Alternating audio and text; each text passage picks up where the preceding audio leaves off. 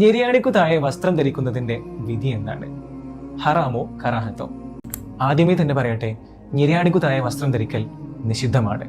ആര് എന്തൊക്കെ ന്യായീകരണങ്ങൾ നിരത്തിയാലും അത് ഹറാമാണ്.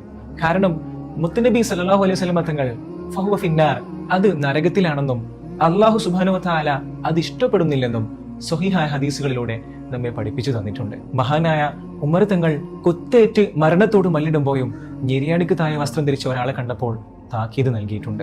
ഇനി അഹങ്കാരത്തോടു കൂടി ധരിച്ചാലല്ലേ പ്രശ്നമുള്ളൂ, അല്ലാത്തവർക്ക് കുഴപ്പമില്ലല്ലോ എന്ന് ചോദിക്കുന്നവരുണ്ട്.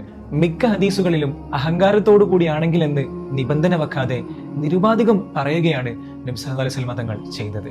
അതിനർത്ഥം അഹങ്കാരത്തോടു കൂടിയാണെങ്കിൽ അതിന്റെ ഗൗരവം കൂടുമെന്നാണ് ഉദ്ദേശിക്കുന്നത്.